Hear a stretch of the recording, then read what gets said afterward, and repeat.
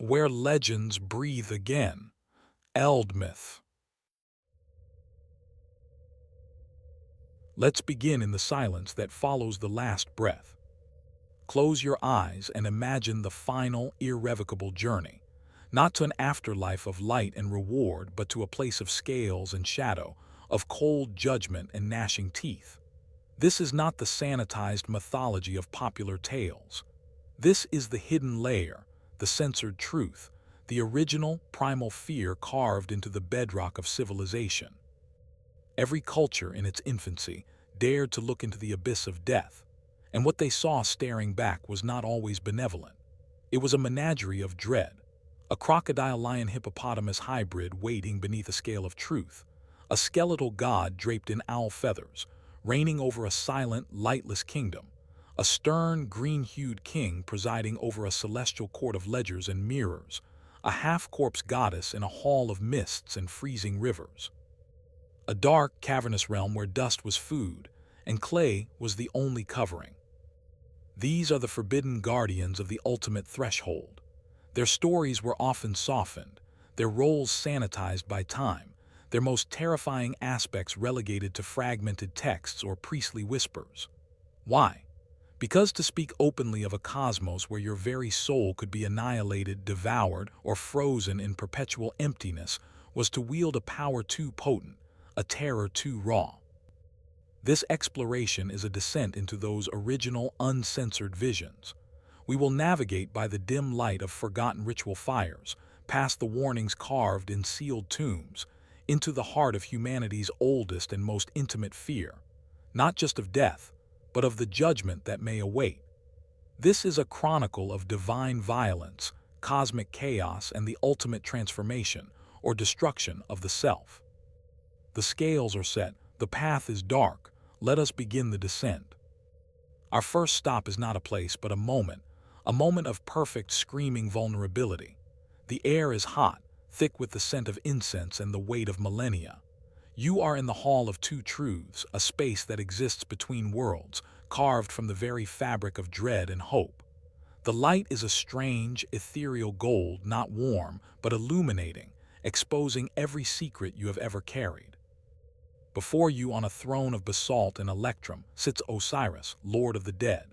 His green skin speaks of resurrection, but his bandaged form whispers of the grave. Flanking him are 42 assessors, their eyes like chips of obsidian. But your gaze is drawn downward to the floor of shimmering black stone. Here, two deities hold the instruments of your eternity. Anubis, the jackal-headed guide, adjusts the feather of Mad, the feather of truth, order, cosmic harmony.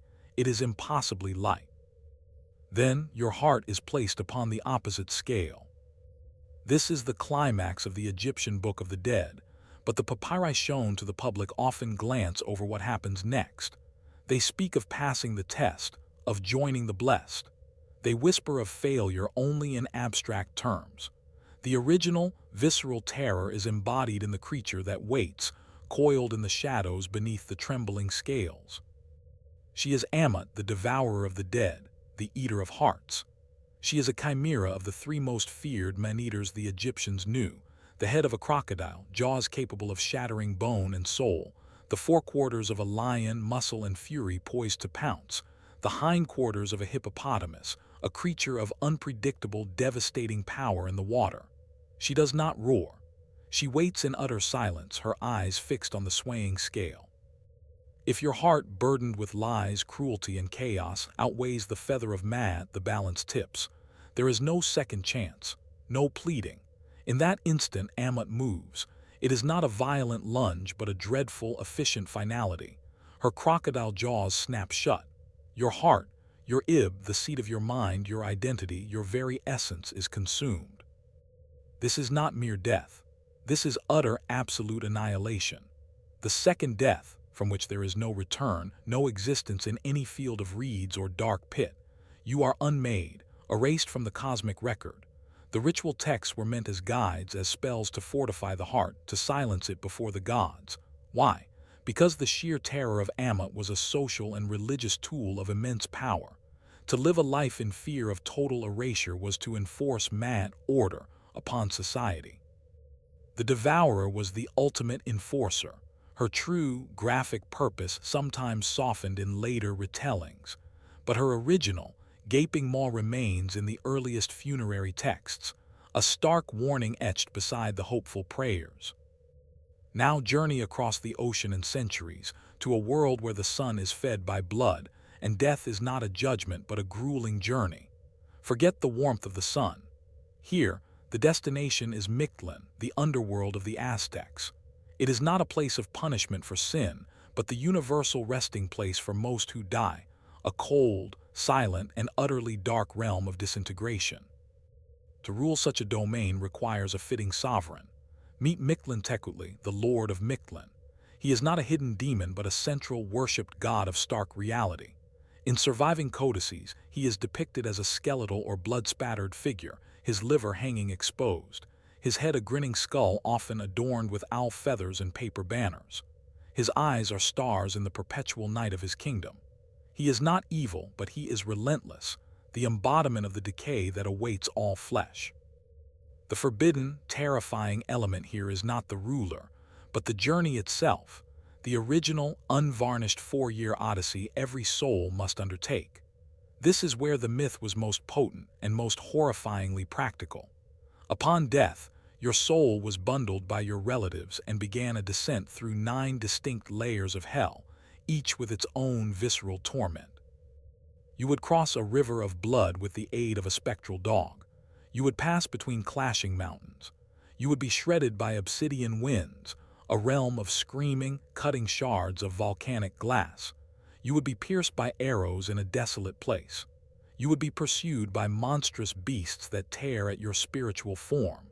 You would traverse a land of icy blasts that freeze the soul solid. Each stage systematically dismantled you, not as punishment but as a necessary process of decomposition, mirroring the physical body's decay. Finally, after 4 years, you reach the 9th and deepest level, the home of Mictlantecuhtli and his consort Mictlantecuhtli. Here, in the place of complete darkness, you would present your burial offerings, and then you would simply cease, fade into the nothingness, your identity extinguished. The hidden terror of this myth is its democratic, inescapable bleakness. Only warriors dying in battle and women in childbirth went to the sun god's paradise. For the vast majority, the afterlife was this horrific, protracted dissolution. The Aztec state wielded this belief powerfully. It made the fleeting, sunlit world of sacrifice and warfare seem vibrant and precious by contrast, and it framed death in battle, a swift end leading to paradise, as a desirable escape from the grueling, inevitable horror of Mictlan. The true, 9-fold journey was a story of existential dread, a cosmic truth so harsh it underpinned the entire culture's relationship with life and death. Now we ascend from the cold dark into a court of cosmic bureaucracy. The air is still, charged not with moisture but with the weight of infinite accountability. We are in Yamaloka, the realm of Yama, the first mortal to die and thus the king of the dead in Hindu and Buddhist lore. Forget the fearsome beast. Here, the terror is in the ledger, the mirror, and the unblinking gaze of perfect justice. Yama is often depicted with green or red skin, riding a buffalo, clad in red robes. He holds a noose to bind the soul and a mace to mete out punishment. But his most powerful tools are his 2 four-eyed spies, the black crow and the white pigeon who see every action, and his scribe, Chitragupta, who maintains the meticulous, infallible account of every being's life, every thought, word, and deed, from moment of birth to final breath. When you die, your soul is led before Yama's throne. This is the original uncensored version of the judgment myth, far older and more systematic than many later interpretations. The horror is in its clinical precision. Yama does not judge based on faith or favor. He consults the ledger. He may also use the Dharmashastra, the mirror of truth, that reflects your life back to you with absolute shaming clarity. There is no attorney, no appeal. Your own life is your only witness. Based on this immutable record, Yama passes sentence. Your soul is then directed to its appropriate fate, rebirth in a higher or lower form, or a temporary sojourn in one of the many narakas, realms of punishment that are not eternal hells but purgatorial corrective nightmares tailored to specific sins. One may be immersed in excrement, another crushed by stones, another frozen, another burned. The duration is measured in cosmic years until the negative karma is exhausted. The hidden, psychologically profound layer here is the concept of personal, inescapable responsibility. The forbidden aspect is not a monster, but the unbearable weight of the self. In a culture with a strong caste system and social order, the idea that a king and a servant would be judged by the same impersonal, meticulous standard was radical and terrifying. It placed the burden of cosmic justice squarely on individual action. Later devotional movements sometimes soften this, emphasizing divine grace over karmic accounting. But the original Vedic Yama presents a universe of exact mathematical morality, where you are truly, utterly alone with the sum total of your existence, faced by a king who is the impartial embodiment of the law itself. The fear is not of being eaten, but of being seen, known, and quantified without mercy. We travel now to the frozen north, to a mythology of fire and ice, where the afterlife is not fire but cold. This is not the martial glory of Valhalla, where Odin gathers warriors. That is the propaganda of the slain, the story told to inspire bravery. The true, common destiny for most, those who died of sickness, old age, or cowardice, was far grimmer. They journeyed northward and downward through deep, misty valleys to a place called Helheim. And its ruler is Hel, daughter of the trickster Loki and the giantess Angabotha. The Prose Edda, our main source, describes her appearance with chilling, poetic starkness. She is half alive, with the flesh and complexion of a living woman, and half corpse, blue-black and necrotic. Her face and body are perpetually grim, downcast. She presides over a hall called Iljuthnir, sprayed with sleet, where her plate is named hunger, her knife famine. The hidden, forbidden element of this myth is its pervasive, passive horror. Helheim is not a place of active torture like the Christian hell. It is a realm of cold, damp monotony and utter stagnation. The river Slid, filled with knives, flows at its gates. The walls are made of writhing serpents, their venom dripping. Inside, it is a misty, gray, freezing expanse. Souls there are not punished. They simply are, in a state of listless, joyless, cold existence, echoing the Norse terror of a slow, inglorious death away from battle. What was censored or softened over time, particularly with Christian influence, was the profound existential dread of this fate. To the Viking mind, a death in bed was a shameful thing. The afterlife mirrored this shame. Hell's realm was the cosmic equivalent of being forgotten, of fading into irrelevance in a culture that celebrated loud, memorable deeds. The later merging of the concept of hell with the Christian hell added flames and demons, but the original was far more psychologically potent. A cold, silent, depressive eternity that was the anticipated end for most people, including beloved figures like the god Balder after his murder. It was the underworld not of sinners, but of the unremarkable dead, a notion perhaps more terrifying to a heroic culture than any pit of fire. Finally, we descend to the very beginning, to the oldest written stories of humanity, etched in cuneiform on clay tablets in ancient Sumer. Here, the underworld is not a structured kingdom or a court, but Kur, a primordial, mountainous, subterranean wasteland of absolute darkness. It is the baseline, the original template from which so many later underworlds would draw their essence. Kur is not ruled by a judging deity in the earliest texts. It is simply there, a dusty, silent, joyless place. The dead, called Giddim shades, exist there as insubstantial, mournful echoes of their former selves. Their food is dust, their drink is clay, and they wear feathers like birds. In the Epic of Gilgamesh, the hero Enkidu dreams of Kur as a house where its inhabitants live in darkness. Dust is their food and clay their meat. They see no light, residing in darkness.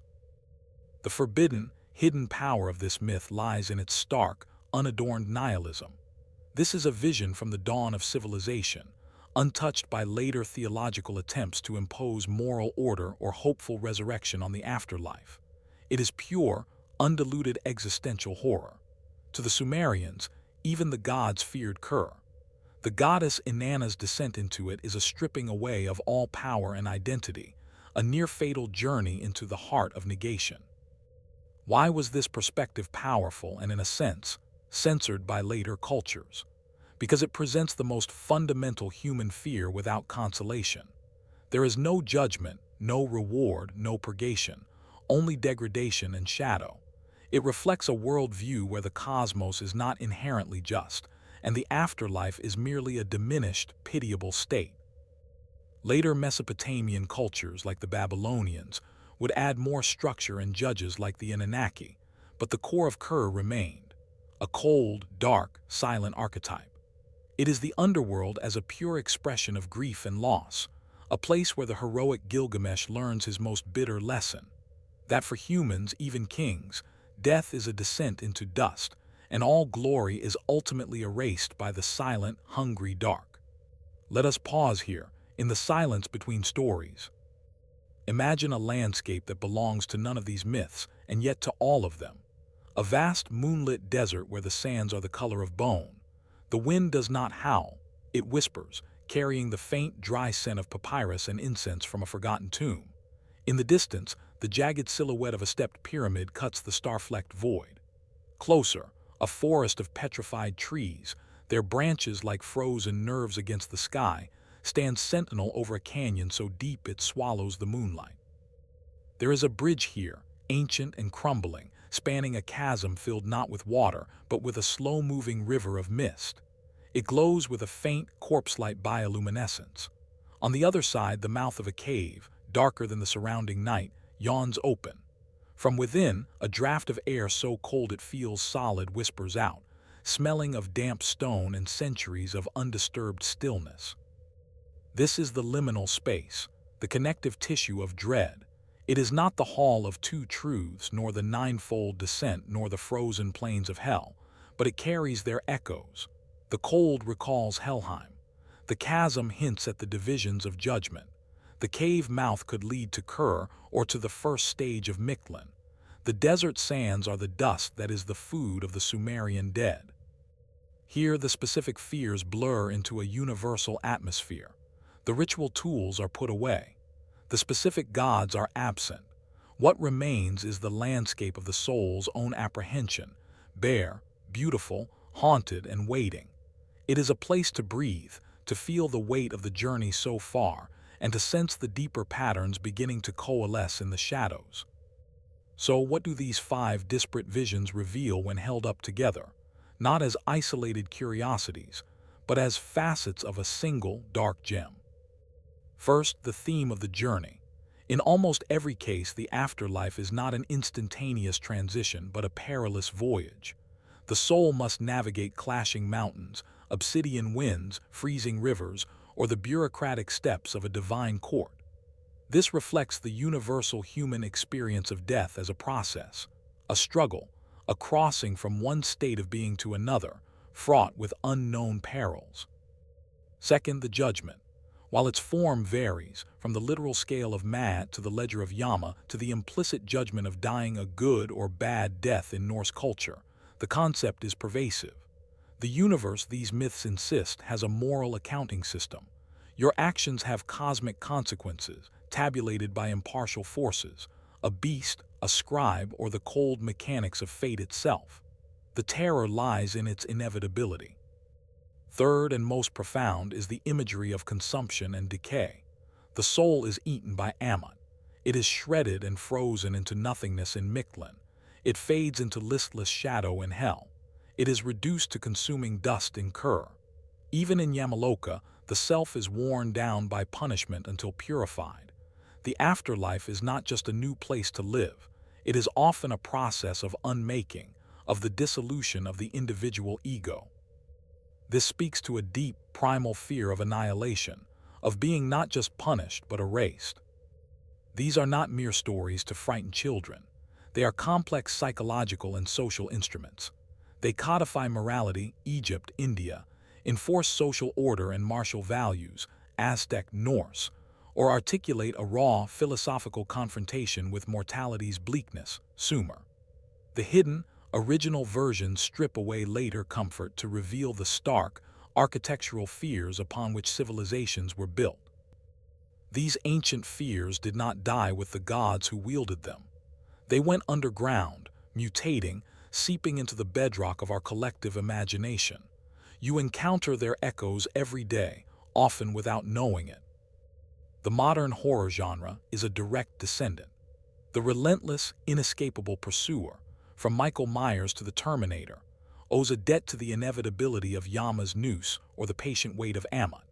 The concept of a personalized, torturous hellscape in films like Event Horizon or Hellraiser is a direct echo of the Narakas and the 9 layers of Mictlan, repurposed through a Judeo-Christian lens, but fueled by the same ancient desire to visualize moral retribution.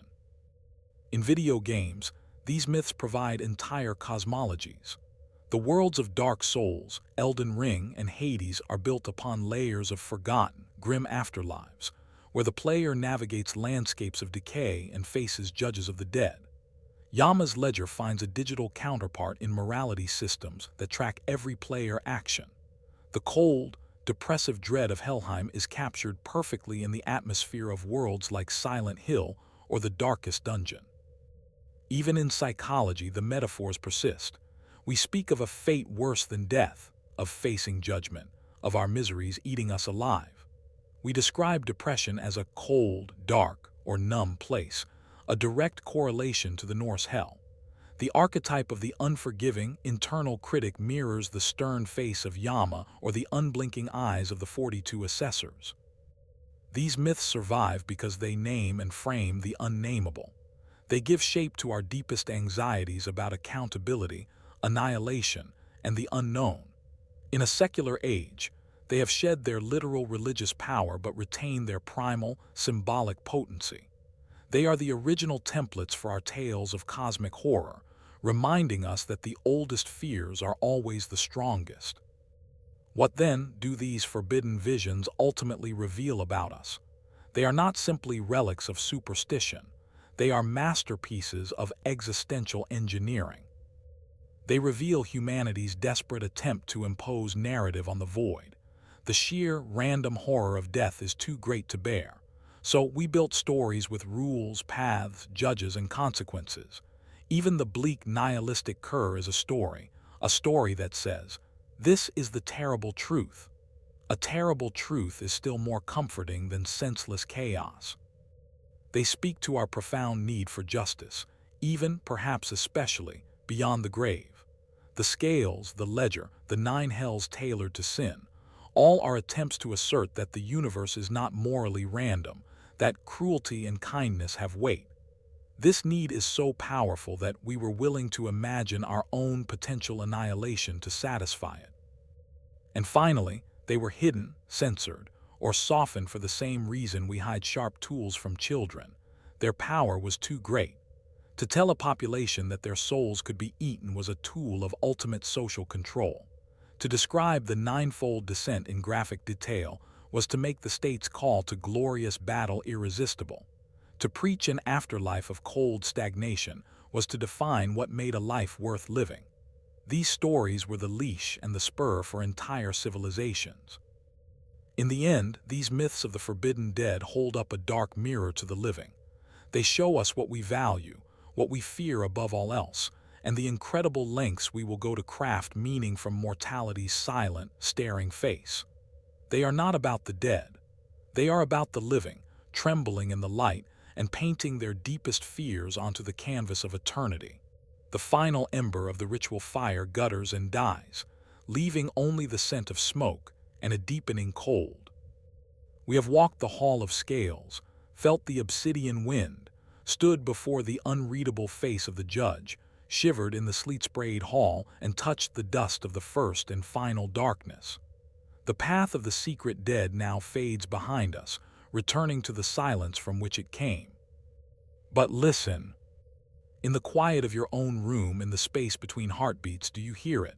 A faint whisper like parchment turning, the almost sound of a feather settling on a scale, the distant echo of a river that flows with knives, not water. It is the memory of these stories, etched not just on clay or papyrus, but in the architecture of the human mind. They are not gone. Ammut still waits in the subconscious, a shape in the shadow of every great failure. Yama's ledger is the invisible weight of every secret guilt. The cold of hell is the breath of loneliness on the back of your neck. The silent descent into Kur is the shape of every depression. Mictlan's ninefold path is the map of any long, arduous, and terrifying ordeal. The gods may be forgotten, their names mispronounced, their temples dust, but the doors they guarded remain. They are the thresholds of our own endings, real and metaphorical. The myths were never about them. They were always about us, about the fragile, brilliant, terrified creature that looks into the night and dares to imagine what lies beyond, dressing its fears in the majestic, terrible robes of gods and monsters. So as you return to the world of light, carry this with you, the knowledge that the oldest maps were drawn in the ink of dread, and somewhere in the dark, the mapmakers are still listening. Another legend fades, but the next awaits. Like this video, subscribe and continue the journey through myths.